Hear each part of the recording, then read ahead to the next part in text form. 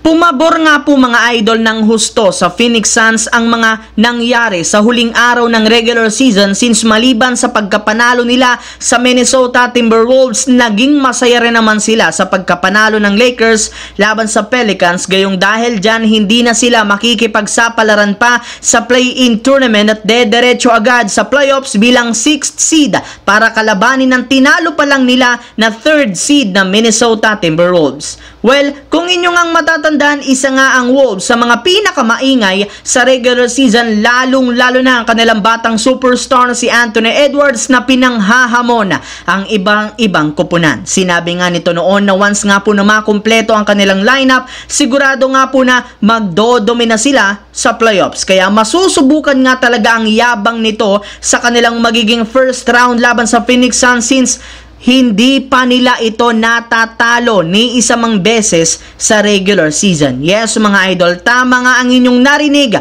0-3 ang record ng Wolves kontra sa Suns, kaya kahit man hawak nila ang home court advantage, baliwala rin naman ito sa kanilang magiging laban. Samantala mga idol, dito naman tayo sa naging laro ng Los Angeles Lakers laban sa Pelicans. Wala nga pong naging nagawa syempre ang Sacramento at Warriors kundi maglaban sa play-in dahil nanalo ang Lakers ngayong araw kontra ito sa Pelicans. Yes mga idol, magkakaroon ng rematch sa play-in ang Western Conference first round matchup last year. Kung inyo nga pong matatandaan, tinalo nga ng Warriors ang Kings sa Game 7 ng kanilang serye, kaya magkakaroon nga po ng pagkakataon ng Sacramento na makabawi. And this time, mangyayari itong muli sa loob ng home court ng Kings. Para nga po sa kaalaman ng lahat, mas lamang ang Kings sa Warriors pagdating sa divisions, kaya sila nga ang magiging ipang-siyam at magkakaroon ng home court advantage. Ngunit hindi rin naman dito dapat magpasigurado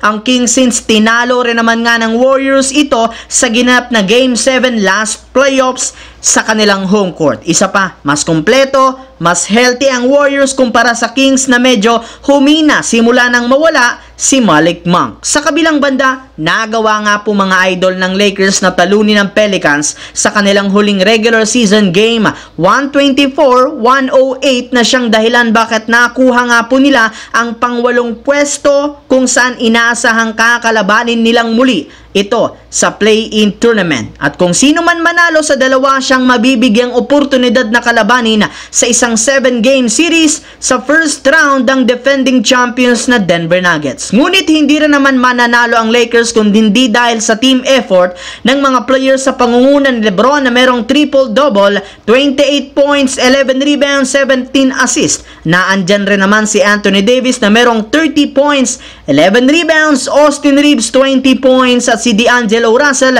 19 points. And speaking of Davis, bago pa man matapos ang laro, meron ngang hindi magandang nangyari sa kanya matapos biglang sumakit ang kanyang likod na ikinabigla ng mga fans. Ngunit ayon rin naman nga po sa naging pahayag nito sa interview, medyo sumakit lamang nga po ang kanyang likod dahil sa ginawang pagtulak sa kanya ni Larry Nance. Ngunit huwag rin naman nga pong mag-alala ang kanilang mga fans since hindi nga ito malala at hindi rin naman ito magiging rason para mawala siya sa kanilang next game. So yun lamang mga idol ang ating bagong video ngayon. Once again, this is your J-Zone TV. Huwag kalimutang mag-like at syempre mag-subscribe, pindutin ang notification bell sa akin channel para lagi kayo maging updated sa mga nangyayari sa NBA. I-follow nyo na at i-like ang ating Facebook page, J-Zone TV.